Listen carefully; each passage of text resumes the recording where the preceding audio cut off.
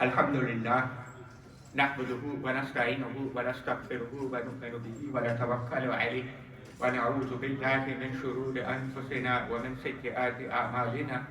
Man yahdihillahu fala mudilla lahu wa man yudlilhu fala hadiya lahu. Wa nashhadu an la ilaha illa Allah wahdahu la sharika lahu. Wa nashhadu anna sayyidana wa maulana Muhammadan abduhu wa rasuluhu sallallahu ta'ala alayhi wa sallam.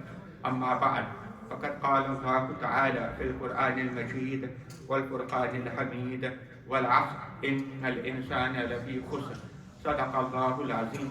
إن الله وملائكته يصلون على النبي يا أيها الذين آمنوا صلوا عليه وسلموا تسليما. اللهم صل على سيدنا ومولانا محمد وعلى آل سيدنا ومولانا محمد وبارك وسلم وسل عليه. الصلاة والسلام عليك يا سيدي يا رسول الله وعلى آلك وأصحابك يا سيدي يا حبيب الله. واجب الاحترام elders, buzurbs, brothers in Islam. On one occasion, the Messenger alayhi salatu wassalam appeared in front of his blessed companions in the morning.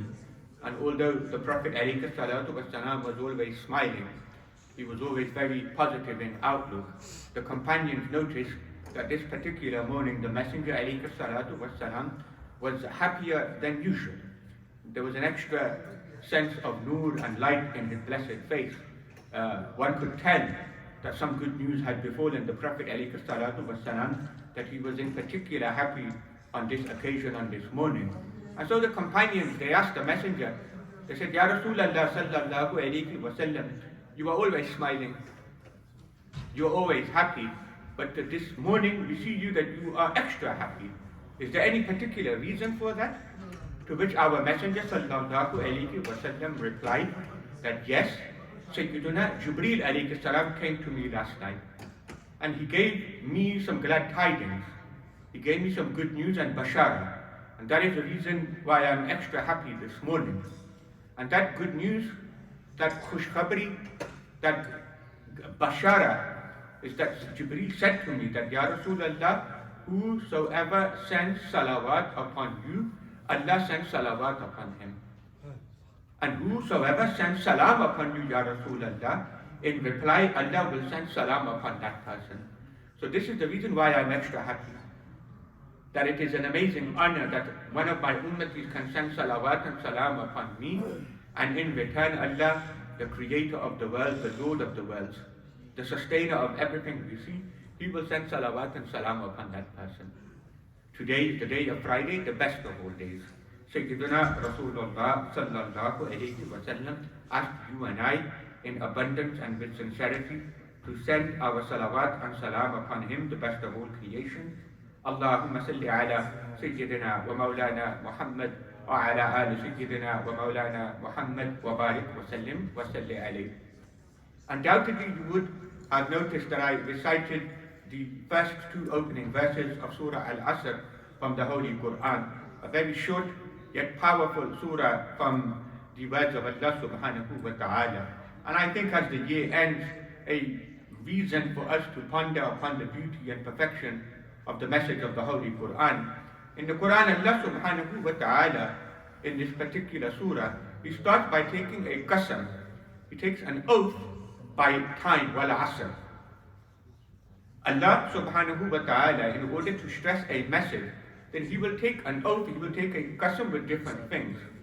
When he does so, then automatically we know that the forthcoming message is an important one, and hence the need for an oath.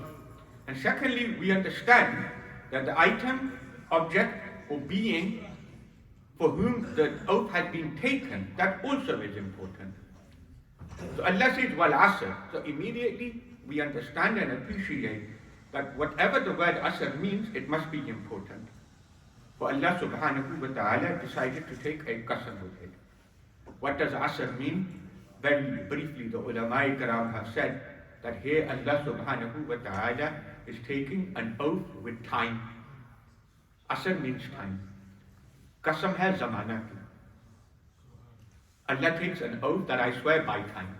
That is the first interpretation. The second interpretation is that it means time But in particular, it means the Prophet alayhi salatu wasalam zamana and time. He is not taking an oath, Allah, of time in general, from beginning to end. But rather, he is taking an oath with a very particular golden period of time, and that is that time in which the Prophet alayhi salatu wasalam was here on earth, which is the greatest time of them all. That is the golden generation, that is the peak of civilization, that brief period when Prophet Muhammad sallallahu alayhi wasallam was on earth. That is the second interpretation. The third interpretation is that while Asr here, when Allah subhanahu wa ta'ala takes an oath with time, then what it really means, Asr here, is Salatul Asr. The midday, the afternoon prayer that we perform. Allah is taking an oath with this owing to its importance. So three possible opinions as to what Asr here means. It means time in general. It means time in the time of the Prophet alayhi salatu wassalam. Or Asr here means Namaz Asr ki qasam. What most scholars have said that here, because of the next word that comes, Allah subhanahu wa ta'ala is taking an oath with time in general. Because as soon as Allah takes an oath, and we know that once an oath has been taken, the forthcoming message is something which needs our attention. It is something which needs the attention of our ears. What does Allah say? Innal insana lafi khusr. Beshak insan khasara mein hai. Undoubtedly, without doubt, man is in loss. So because of this jumla and because of this verse, many scholars have said that here Allah subhanahu wa ta'ala is talking about how man is cheated in time. How man never gets the full value of time. How man, he is surrounded by ni'mas, he is surrounded by favors of his Lord, but he sometimes neglects the greatest favor of them all, which is time. And as a result of that, innal insana lafi khusr. Man, he is in loss. And the reality is that especially when December comes, when January comes, we see this in society that people, they scratch their heads and say, where has the time gone? Is it December already? Where did 2022 go? The time, in reality, Allah subhanahu wa ta'ala has given it to us. He has warned us about its importance and how we should value it. It is us that we have neglected it. We have cheated it. If it feels that it has gone fast, then it is because we have not done enough in that time. We value money, we value health, and so we should do. But with these two great ni'mas of Allah subhanahu wa ta'ala, once they leave, then there is always a chance that that ni'mah and favor can return to a person. A person is rich and he becomes momentarily poor. He might regret that. He might tear his hair out in anger and frustration of losing money. But why would he be frustrated knowing very well that if Allah took away that money, he can also return it in his lifetime? If Allah gives ill health to someone, he can give him good health later as well. Allah Akbar. Have we ever pondered upon how even 1 second that has passed, it will never return to our lives ever again? We live in a society which is dominated by money. People who are rich and famous, people who have power and prestige, they take a lot of arrogance and pride in the fact they can buy anything. They can buy up whole multinational corporations. They can buy more yachts than they can ever dream of actually using. They have more cars than they have bedrooms and bathrooms in their homes. One thing the rich and famous can never buy is time. And that's a stark reality. Steve Jobs, the founder of Apple, one of the richest people in the world, he bought everything in his lifetime. One thing he couldn't buy, and he died quite young, remember, because of cancer. One thing he couldn't buy was time. He had all the money in the world, subhanallah. If we are talking about the fast moving of time that we often do, this itself is a sign of Qiyamah.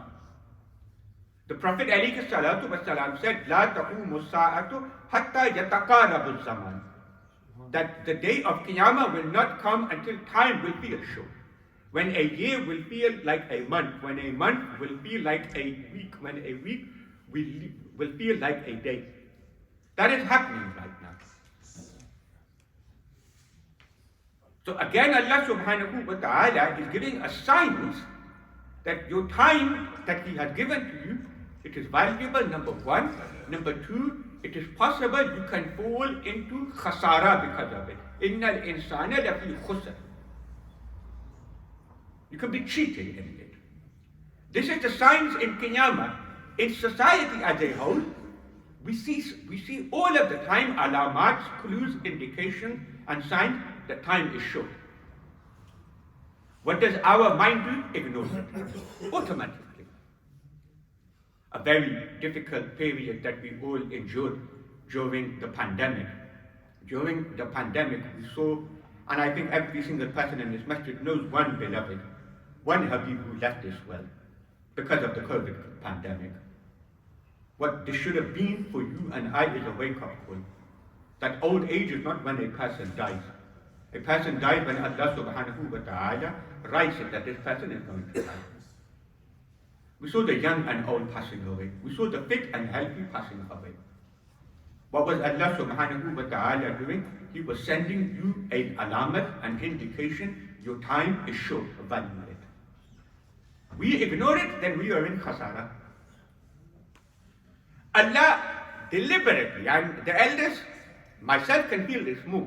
Allah sends you signs every single day in your body, in your movement, that your time on earth is short. What you could do 10 or 15 years ago on the football pitch, on the badminton court, on the running track, 15 years later, you are not able to do that. You could play 3 hours without warming up 20 years ago. You have to warm up for 3 hours just for a 15-minute game at my age. And then for the next 48 hours, your body, you're taking paracetamol every 4 hours. What is Allah doing? Allah is sending you a sign. You're not as fit as you used to be. You're getting old. If you're getting old, it means you're leaving the world. If you're leaving the world, you have to start thinking, what have I actually achieved in my short time? If you haven't done anything, innal insana lafi khusr. Allah subhanahu wa ta'ala says you are in loss. Allah deliberately sends you signs in your body every single morning when you look in the mirror, whether you are 15, whether you are 50. Allah is giving you signs that you are getting older, your time is nearly up. You start seeing wrinkles form. You start seeing white hairs. You start seeing white beards. You start seeing marks that you know is because that time is catching up with you. What is Allah subhanahu wa ta'ala doing? Is reminding you about time. This is white for a reason, Allah is saying. What do we do in response to that? We, and this is very important what I'm about to say, we have become an anti-aging society. We don't want to grow old. We hate the idea of us getting older. So the white hairs, we get out the dyes, we color it black immediately. We become obsessed with the gym. We become obsessed with surgery. We become obsessed with cosmetics. The men are equally guilty as the women are in today's society. We have become an anti-aging society. We don't want to grow older. This is a big point, and it's for the men. Whether they act upon it is entirely in their hands. My job is to tell you it. It is makruh. It is disliked for a man to dye his hair black. You are not allowed to do it. If I have white hairs, fiqh says I am not allowed to go to Boots and pick up a dye and do it completely black. Many reasons for it, but the main reason that the scholars give is that you are doing a doka on yourself. You are cheating yourself, you are deceiving yourself by making your hair black again. Why are you cheating yourself for? Allah is giving you signs you are getting old, and what are you doing? You're trying to cover them up. That is one of the reasons Why dyeing hair for men is forbidden in Islam, it is severely disliked. People do it, I know. But I'm telling you the hikmah and understanding behind it. Because Allah is sending you a sign and you are ignoring it. Today's society has a fixation with trying to look as young as possible. And what that is doing is, it is going against the nature of time, which is saying, you have very short amount of waqt here on earth. Imam Busiri rahmatullahi alayhi, he wrote the famous Qasida Burda in praise of the Messenger alayhi salatu wassalam. Mawlaya salli wa sallim da'iman abada ala habibika khayril khalqi kullihim. This beautiful Qasida, what do you and I normally associate it with? Fi madhir Rasul. It is really about the praise of the Prophet alayhi salatu wassalam. That's the ultimate purpose of the Qasida Burda. It praises him in a beautiful manner. People forget, and I will show you this example, is that the work of Imam Busiri is also a brilliant poetic work in human nature. It tells you so much about himself as well. It gives you a clue about the nature of humanity. It's not just a praise of the Prophet ﷺ, it's a beautiful work on Islam as well. In one line, I'm talking about the white hairs. What did Imam Busiri write? He wrote, فَإِنَّ أَمَّارَتِ بِسُوءٍ مَتَّعَزَتْ. You know, my amara bisu, my soul which always orders ill and evil, it hasn't given me any advice. It's not putting me on the right track. مِنْ جَهْلِهَا بِنَذِيرِ الشَّيْبِ وَالْحَرَمِ. That the mehman, the guests have appeared on my face in the form of white hairs, but I still choose to ignore them. Time is short, what are we doing? We are ignoring it. What does Islam say? And this is so important about Islam management. Very simply, I will give you 3 tips what Islam says about getting the most out of time. Number 1, learn to prioritize. Always understand what's most important in your day, what's least important. On one occasion, the Prophet ﷺ, in a beautiful teaching lesson, in the sands, he made 3 marks in the sands. One was right next to his feet. One was hundreds of yards away, and one was just only a few feet in front of him. The companions asked, Ya Rasulullah, what do these 3 marks represent? To which our Messenger ﷺ said that the mark nearest to me represents man and sun.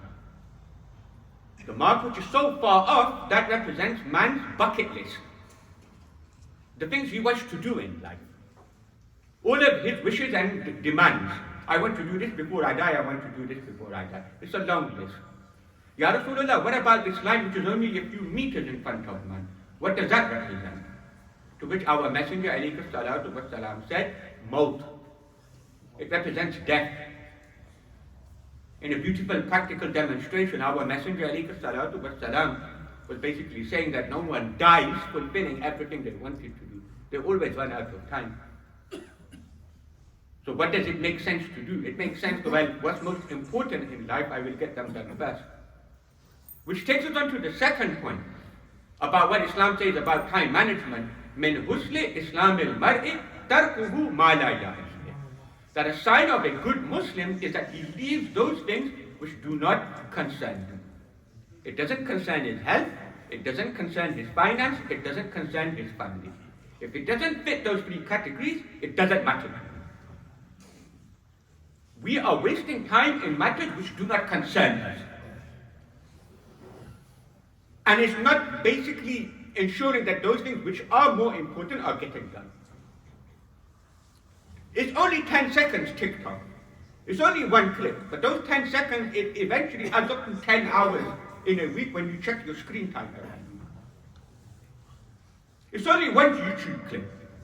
It's only an hour on a box set. But when you start adding them up, you realize it's taken up all of your time. All the Prophet ﷺ asked us to do is to look at your time and say, does this concern me? Is this really important, this piece of news? Is this activity really important? Will I hurt anyone if I don't attend X, Y, and Z? If you use that criteria, you will understand everything. And the final thing about what Islam has to say about timekeeping and time management is discipline. And that is the whole purpose of Salah. The Salah, by its nature, Allah has made it compulsory upon you 5 times a day, so you keep doing this. So you are in a nation who keep an eye on their watches, who know what time of day it is. So you know whether you are wasting it or not. If we can do those 3 things, then we will not be in khasara like the Quran talks about. Because the biggest khasara and trick of shaitan really in reality is to trick us that we have more time than in reality we have. Allah subhanahu wa ta'ala, please give us barakah in time so that we can do as much as possible. Ameen. Wa ma alayna illa al-balagh.